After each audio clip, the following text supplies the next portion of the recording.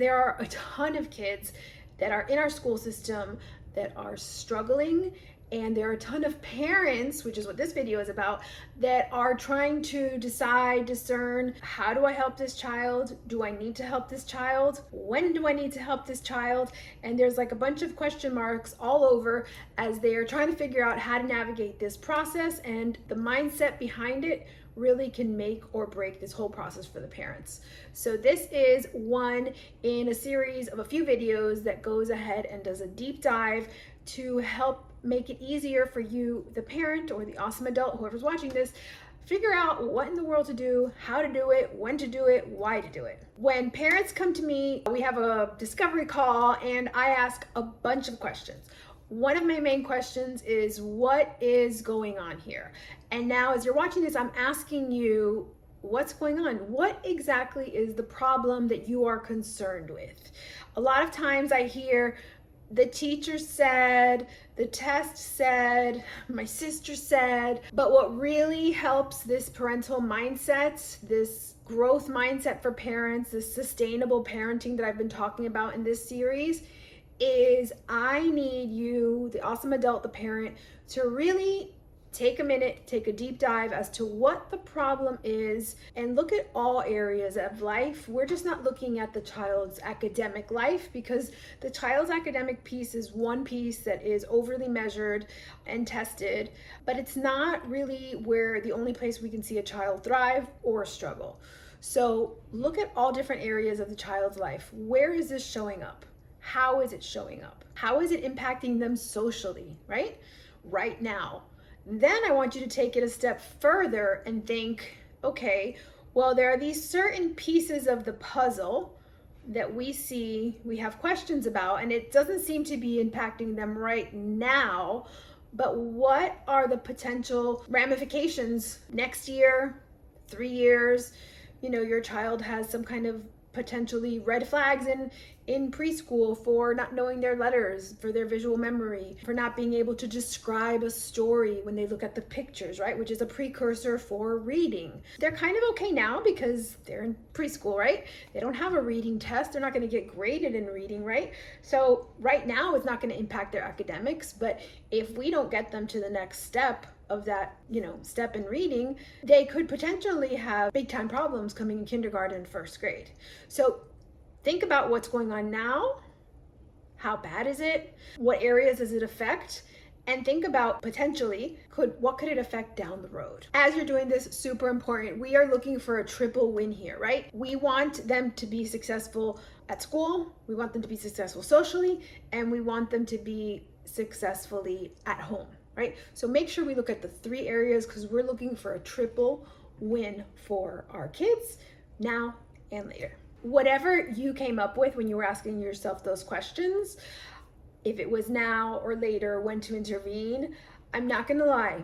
Research tells us over and over again that early intervention is the key to success for our children. Intervention is more successful when it is done earlier. The neuroplasticity of the brain, our brains are more malleable. They can learn new things so much easier than if we wait until they're 10 years old, 15 years old to try and remediate and help. Some experts in the world of learning disabilities say that results can even double the earlier we do intervention, especially if it's between the grades of 1st and 3rd grade, which is when most learning disabilities, reading disabilities, social disabilities pop up. Identifying these struggles earlier and being able to bring in that early intervention can also prevent that trickle down, almost like a secondary effects of these unsupported learning disabilities, which really show up in the forms of anxiety, frustration, and all sorts of emotional turmoil.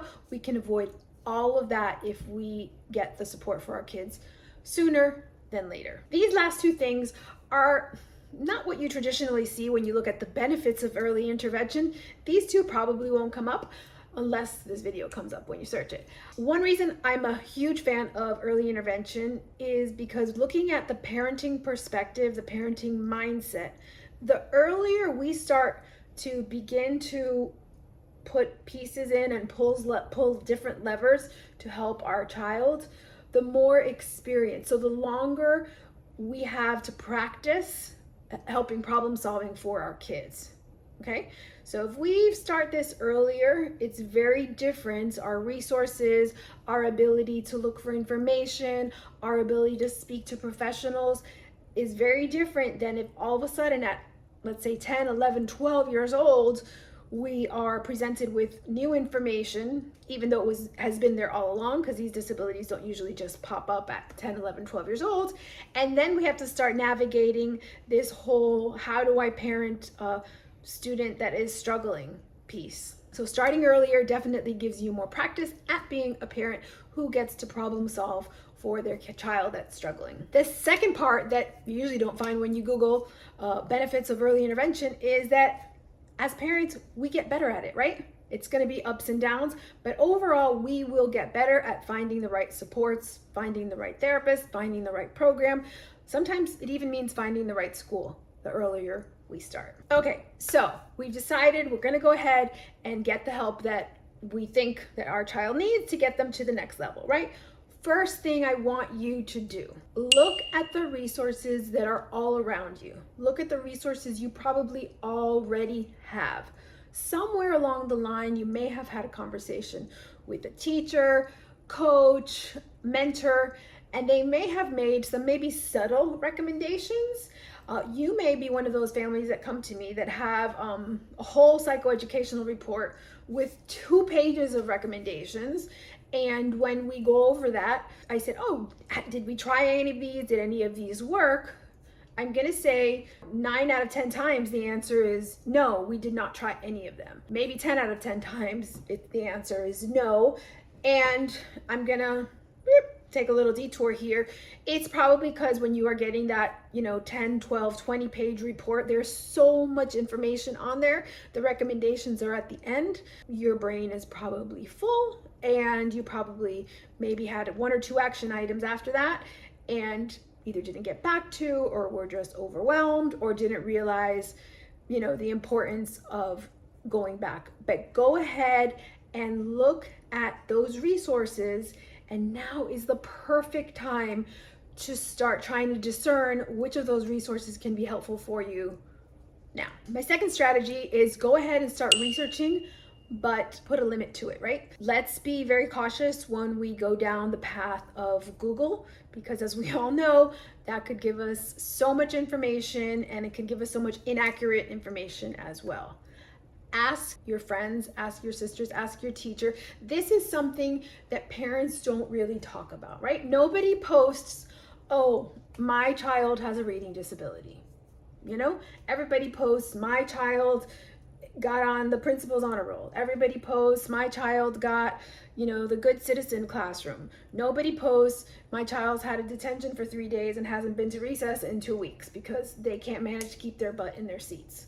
So the more we talk about it, remember in the beginning, the statistics were a huge percentage of children are running around in this world with learning disabilities, which means there's also a huge amount of parents and caring adults looking for resources. So it's one of these things that once we start asking, you will be surprised by others that are in the same boat as you.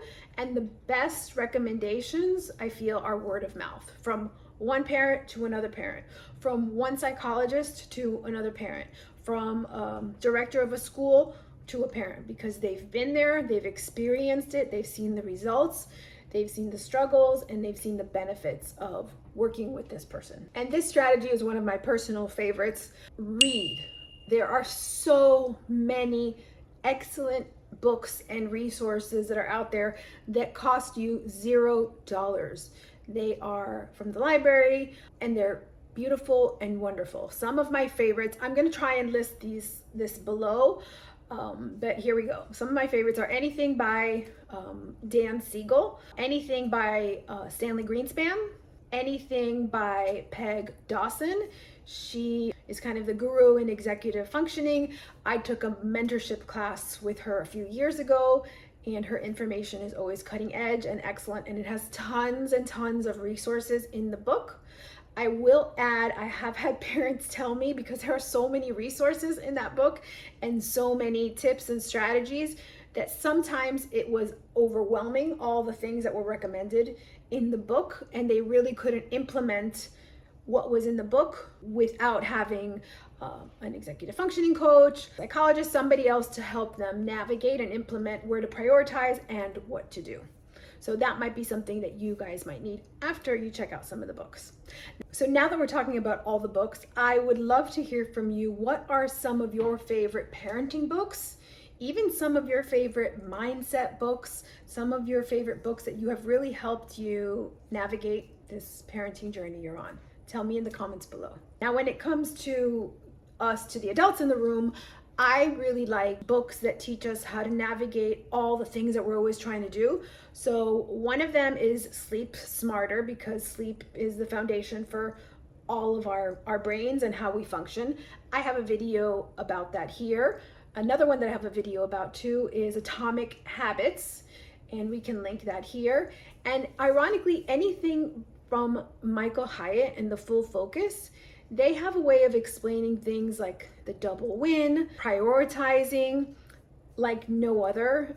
It's a system that I use and I teach people about, and I always bring in bits and pieces of their system when I work with my coaching clients and a lot of my parents when it comes to mindset, being able to follow through and being able to prioritize without guilt, without shame, and without overwhelm. This is kind of an overarching strategy. Discern, discern, discern. Ask questions when you get the resource recommendations. This is a great way for you to feel comfortable getting information from your choices, because the next step is you're going to have to pick something. So I want you to have as much information.